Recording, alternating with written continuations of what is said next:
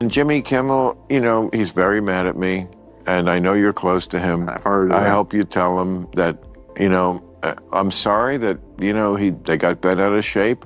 I don't think I did anything wrong. We can have disagreements. I agree. I mean, you and I don't agree on everything. Look at this clash now. And yet we're cool. Sometimes I am a little brash about me when they compare me with the other late night guys. And I'm like, I'm not like you guys. I'm not. You could all exchange your monologues, all of you, and no one would know the difference in tone. Tone, okay? The room froze. For 5 agonizing days, The View hosts, champions of free expression, remained eerily silent. Their colleague, Jimmy Kimmel, was facing a public storm, essentially canceled, yet their voices, usually loud against injustice, vanished. This wasn't just quiet, it was a deliberate, calculated silence, a stunning betrayal of every principle they claimed to uphold. The hypocrisy was blatant, exposing a brutal truth about selective outrage and the true cost of woke allegiances. The question hung heavy. Where was their empathy then? Eating like a man, like they all do. And we came across lovingly and smilingly and happily, and we can disagree. I agree. You and I aren't always completely on the same page, although we're very close because we're both smart guys. But, I just don't get that.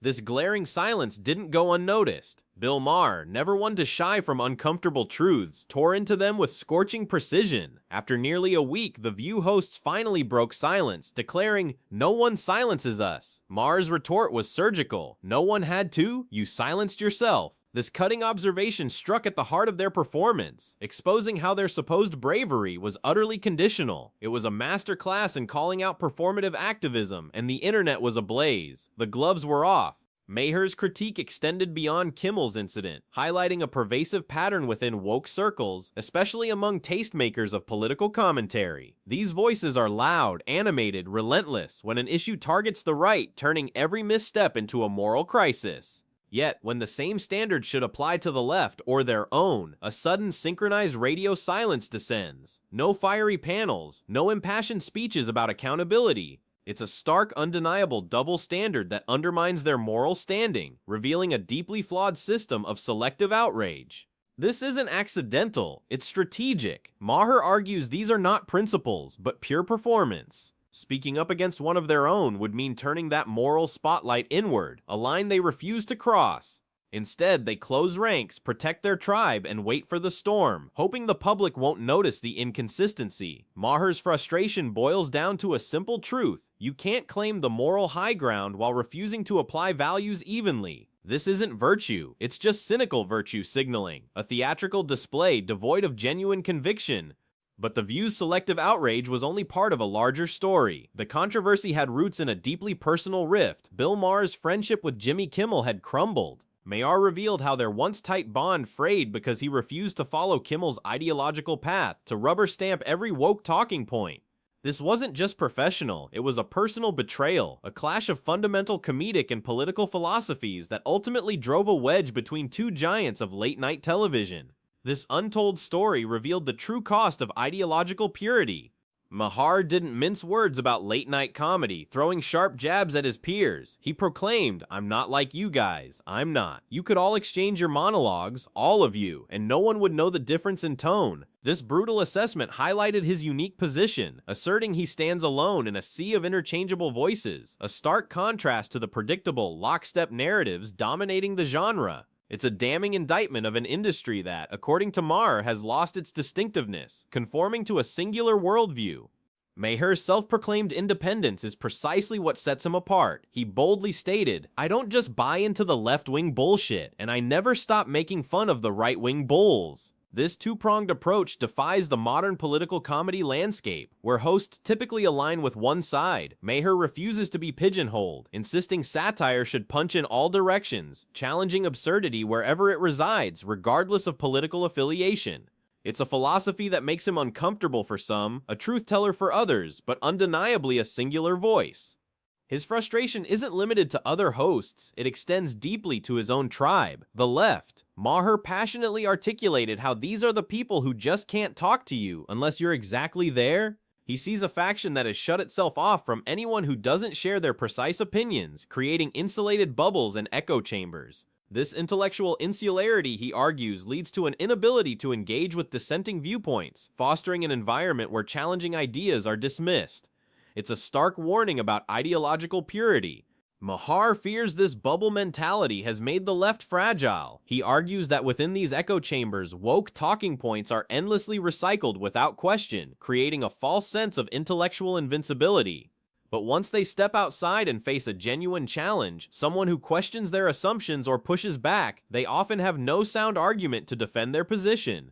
This lack of critical engagement, Maher warns, doesn't just kill honest debate, it undermines credibility. It's a dangerous path. Contrast this with Maher's experience with the right. He proudly noted, "Republicans, they always didn't come to my show." He cited John Kennedy from Louisiana, who was on recently, took his beating like a man. Crucially, Maher emphasized that despite fierce disagreements, they came across lovingly and smilingly and happily. This ability to engage, debate, and clash intensely without personal animosity is a testament to the open dialogue Maher champions, a stark contrast to the left's perceived intolerance for dissent. It highlights a fundamental difference in political conversation.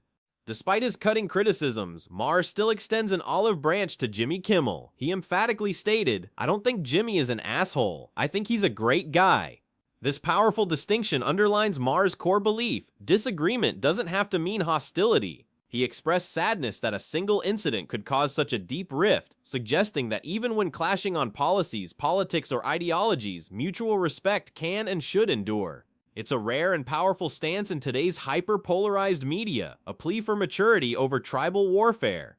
Maher passionately argues that diversity of opinion is not only natural, but absolutely necessary in a functioning society. He laments how too often people act as if any dissent automatically makes someone an enemy, a mindset he deems neither smart nor productive. Differences should spark conversation, debate, and challenge deeply held beliefs, but never escalate to personal attacks or the erasure of another's perspective. For Maher, this isn't merely about his feud with Kimmel. It's a profound lesson in tolerance and intellectual honesty, a call for respectful disagreement as a sign of true maturity. Maher further dissected the ideological divide, observing a stark contrast in internal dynamics. On the right, he noted figures like Tucker Carlson's, your Candace Owens, your Ben Shapiro, who are openly battling and fighting each other through disagreement. Yet on the left, he sees a troubling lockstep mentality among the tastemakers, where dissent is rarely aired publicly. This unspoken conformity, Maher argues, stifles genuine debate, creating a fragile intellectual foundation that cannot withstand true scrutiny. The truth, Maher contends, is that many on the left don't even agree with the far left's more extreme positions. However, they are too afraid to say it out loud. Instead of pushing back or challenging, they quietly, reluctantly nod along, terrified of backlash or being cast out of their tribe. Maher labels this not as unity, but as pure fear. When disagreement becomes taboo, when genuine conversation is stifled by apprehension, democracy itself suffocates. A movement that can't tolerate internal dissent, he warns, is inherently fragile and dishonest. Maher also launched a full-frontal assault on late-night comedy, lamenting its transformation from entertainment to political battlegrounds. He sees hosts increasingly using comedy as a weapon for ideological warfare rather than genuine amusement. The genre, once known for its charm and escapism, its clever sketches and engaging interviews, has largely disappeared, replaced by what Maher calls constant political commentary, opinionated monologues, and a predictable partisan lens on every topic. It's killing the essence of late night. The essence of the genre is exactly what's been lost. Late night used to be a sanctuary, a place to unwind and enjoy a good laugh at life's absurdities, a much-needed reprieve from the daily grind. Now Maher argues it's become a daily lecture on ideology, an inescapable echo chamber of partisan talking points. This isn't just a critique of Jimmy Kimmel, but a broader condemnation of an entire trend that has fundamentally altered late-night comedy, sacrificing genuine humor for narrow, politically charged sermons. One specific point where Maher called Kimmel out directly was the politicization of everything, even the most bizarre stories. Maher recalled Kimmel attempting to inject politics into a disturbing incident involving porn video games with furries, specifically a game called Furry Shades of Gay 3. He made it clear he thought Kimmel was wrong to shoehorn politics into such an unrelated fringe event. This incident became a significant point where their paths diverged, symbolizing Kimmel's increasing embrace of an all-encompassing political narrative. Yet, even when Maher throws these subtle punches, he's clearly defending Kimmel on a more fundamental level. Maher explicitly states he doesn't think what Kimmel said was exactly right, acknowledging disagreement but still firmly believes Kimmel still loses his job. This isn't personal animosity, it's a stand on principle. Maher isn't tearing Kimmel down, he's drawing a clear line against the woke theatrics that now dominate late-night comedy, refusing to join the constant Trump and MAGA bashing that has become a ritual. Maher's unwavering stance is clear. He believes satire should punch in all directions, not just where it's socially rewarded or politically convenient.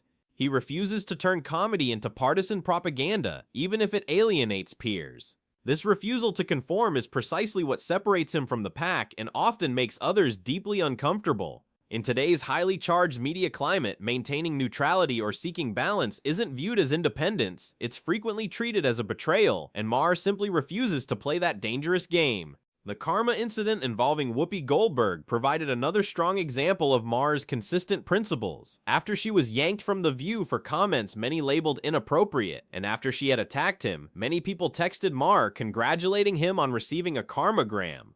Maher's response was definitive. There's no such thing as karma, sorry. He unequivocally defended Goldberg's right to speak without losing her job, even if he disagreed with her content. For Maher, punishment for speech sets a dangerous precedent.